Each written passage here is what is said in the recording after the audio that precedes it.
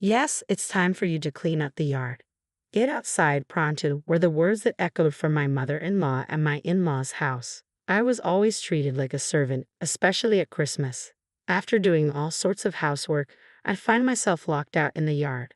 It was tough at first, but as the son's wife, I eventually accepted it. If I could endure it for a little while, I could go home. That's all I thought about, waiting for time to pass. One Christmas, thanks to my sister-in-law, I had an awakening. My name is Ariel. I'm 27 years old and I work in an office. My husband Tom is 33 years older than me. We've been married for 3 years. I'm an indoor person preferring to relax at home on my days off. I'm not antisocial, just shy and not great with large groups. When I first met Tom, he was kind and reliable. I met him at a drinking party I attended with a friend. I thought it was a small gathering, but there were many strangers, and I wanted to go home right away. Tom was the one who helped me. I didn't know there would be so many people. Let's have a quiet drink over here, he suggested. He's a cheerful person and probably fine with crowds, but he stayed with me, chatting about various things. When it was time to move to the after party, he discreetly said, "It's better to go home now." He let me leave early. Such gatherings often exhaust me, but that day, thanks to him, I wasn't tired and actually had fun.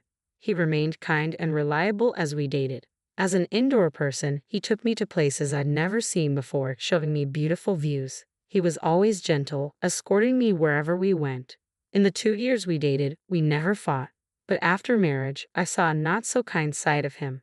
Perhaps it was inevitable. No longer just his girlfriend, but his son's wife. When he came home, "Is dinner ready? Can I take a shower?" He'd always ask. I work full-time, though I don't have overtime. Sometimes, depending on when my husband gets home, I can't get dinner or his shower ready in time. "I'll do it now. Just wait a little longer," I tell my husband, always rushing to prepare. If he realized things weren't ready, he'd let out a deep sigh and sit down on the sofa to watch TV. "Oh, beef stew again," he'd remark. I try to prepare in advance or get creative, but if it's the same menu, he gets upset, accusing me of slacking off. Even with simple dishes, my husband never helps. Instead, he leaves his socks under the sofa. He seemed like the epitome of a henpecked husband. We had never lived together before marriage, and I was taken aback by this behavior, as we hadn't experienced this when staying at each other's places. I'm not the most efficient, so while feeling guilty, I kept thinking about how to do household chores more effectively. Apart from this, he was as kind as he always had been. I always thought it was just me failing as his wife. This feeling intensified whenever we visited my in-laws' house. Their house is an hour's drive from ours. I only go a few times a year, but I get so nervous I can't sleep the night before. My father-in-law, Eric, a henpecked husband like my husband, always sits quietly in the same spot, reading the newspaper. "Coffee," I'd often hear him say to Mary, my mother-in-law, as if used to it. Mary prepares the coffee even before being asked and serves it right away. I guess my husband grew up seeing Mary do this and expects the same from me. Eric, being a man of few words, shows little interest in me, barely speaking beyond greetings.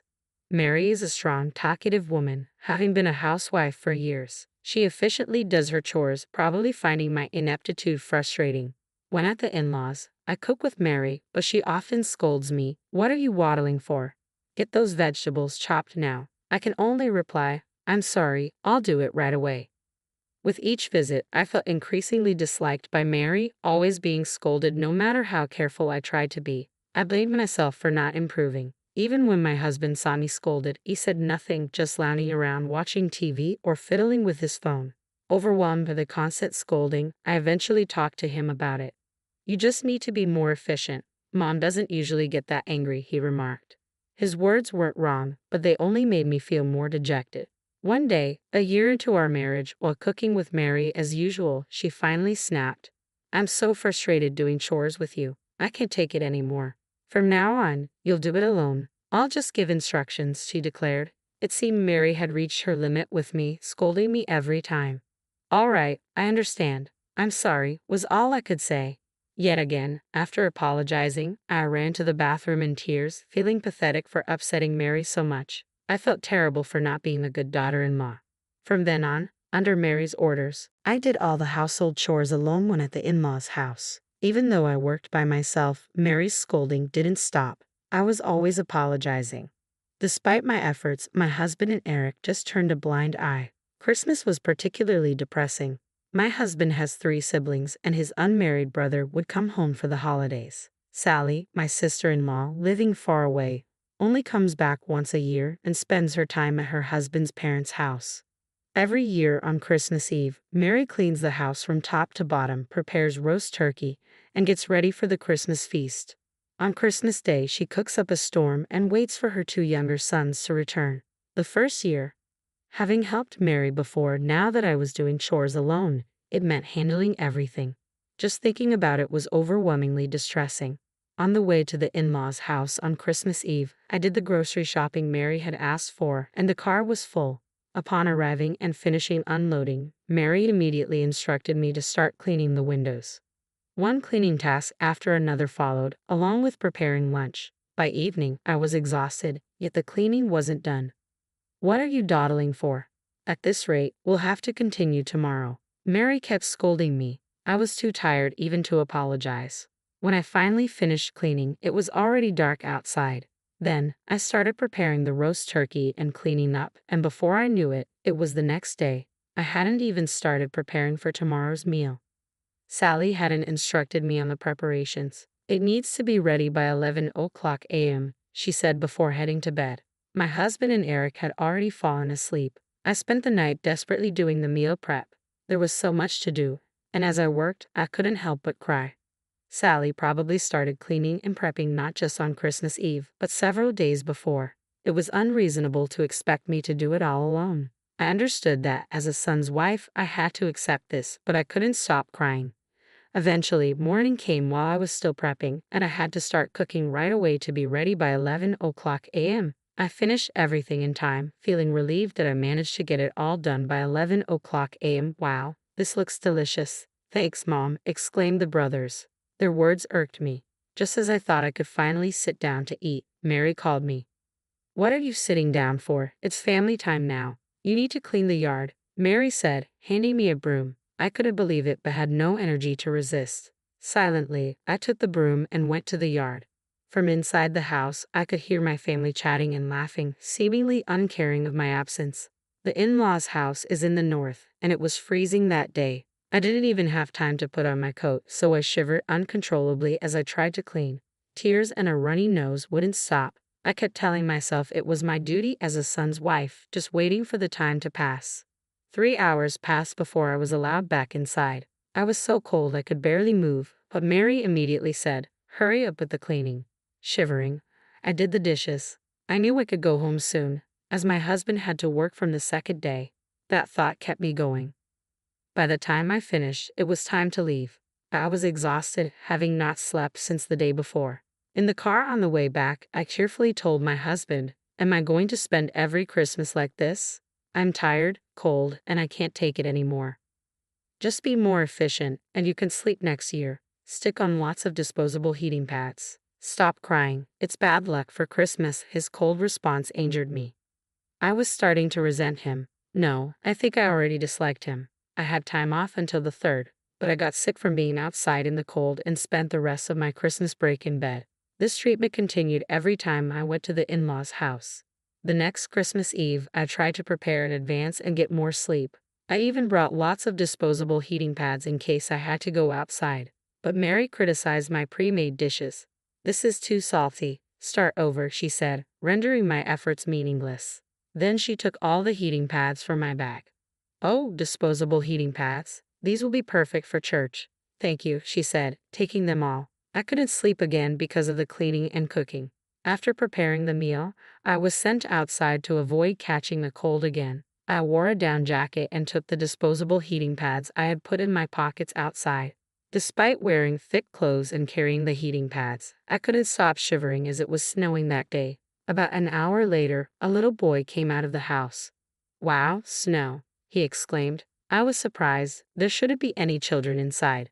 "Henry, put on your gloves," Mary called out. It turned out Sally had arrived unbeknownst to me while I was outside. Sally and her child had come to the in-laws' house. Apparently, she had a fight with her husband and didn't go to his parents' house this year. It was the first time I'd seen her since our wedding 3 years ago. When Sally saw me, she was surprised. "Is that you, Ariel?" she greeted. "Hello, Sally. It's been a while," I greeted her, still shivering. Concerned about me trembling, Sally gave me some disposable heating pads from her pocket. "Goodness, you're shivering. Why are you outside all this time?" she asked, warming my hands. "I was asked to clean the yard as the son's wife," I explained. I answered, and Sally, looking angry, said, "What? What do you mean? Come inside, and you too, Henry." She ushered me into the house. Sally approached my husband and the others who were chatting. "Hey, what's this about?" Ariel was shivering. "What if something had happened?" she asked forcefully. "Mom just asked her to clean the yard," my husband replied nonchalantly. "Tom, you don't see anything wrong with this. And Mom, what's this about?" Sally confronted my husband and her mother. Eric pretended not to know, and the two brothers-in-law looked uncomfortable. "A son's wife should do what's expected of her. I just had her do her duties," Sally's mother replied sulkily. "There's no such thing as a son's wife's duties in this world. How can you, a former daughter-in-law, not understand? You don't even realize how horrible this is. This is awful. I will never forgive you, and not just you, everyone here," Sally said, and left the in-laws' house with her child. I stayed at a nearby hotel. While soaking in the pool, I told her everything. Sally, too, had been harshly treated by her mother-in-law and listened to me with tears. "Ariel, you've been treated like a slave, haven't you? It's been tough. You don't have to endure it anymore. You can be free," she hugged me. I had always thought it was inevitable as a son's wife and endured many hardships, but finally, I realized it was abnormal. Feeling liberated, I also cried. Spending time with Sally, I felt the need to become stronger. After getting out of the pool, we ate the delicious hotel food, and exhausted from not sleeping since Christmas Eve, I fell asleep without realizing it. The next morning, I saw missed calls from my husband but ignored them, choosing to explore the area around the hotel with Sally and her child. Throughout this, my husband and Mary kept calling. "Ariel, it's okay to ignore him," Sally advised, so I didn't answer the phone and enjoyed sightseeing instead. Later that evening, when Sally said she was going home, I drove her to the station. As we said goodbye, "Ariel, I've done enough payback for you. The rest is up to you," she told me. I didn't fully understand. "Thank you for everything." I thanked her deeply and went home. When I got home, my husband was there, demanding, "Hey, where have you been? I called you so many times." Ignoring his frantic concern, he continued, "The house has been sold. It's my sister's doing." Confused, I asked, "What? Sally?" "Sally has married the heir of a national real estate company. Our house and the in-laws' house were bought through Sally's husband's company. The two brothers-in-law rented through the same company," he explained. "Sally, unable to forgive what happened yesterday, have listed our house and the in-laws' house for sale and filed eviction notices for the brothers' rentals. Within a month, the entire family had to move out, losing their home." I laugh at Sally's extraordinary actions, touched that she did all this for me. "You know about this, right? Tell my sister to stop. She'll listen to you," my husband pressed. Laughing, I responded, "I'll talk to Mom." He called Mary. It was hard to hear, but she sounded angry. "It's called personal responsibility. I'm leaving this house too, so it doesn't matter to me if there's no house. The family can live happily outside, right? Like in a tent? It might be cold and shivering." I teased while saying this to my husband and Mary on the phone. "What are you talking about?" my husband exclaimed. "The joke's on me. I'll send you the divorce papers," I said, packed, and went to my parents' house. I called Sally on the way to tell her I was divorcing. "Way to go, Ariel. I knew you'd make that choice. Let's go to a hotel with a pool again," she said cheerfully. I'm grateful to Sally. If she hadn't come that day, I would have endured terrible treatment for decades. Later, we officially got divorced. My ex-husband's family lost their homes. We used to split living expenses and manage our own savings, which I didn't know, but apparently he had hardly any. He had to borrow money for a new house. He was blamed by the in-laws and borrowed more for their initial costs.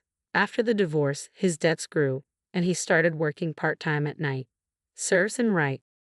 The in-laws had lived in a spacious house thanks to Sally, but now had to settle for a small apartment. Embarrassed, Sally rarely leaves the house, living quietly. I started living at my parents' house. When I helped with chores, Mom was surprised at my efficiency. I thought I was clumsy and hadn't grown, but I was wrong. I became skilled in household chores during my 3-year marriage. Sally and I still keep in touch and occasionally visit hotels with pools. Talking to her gives me strength. Becoming the strong woman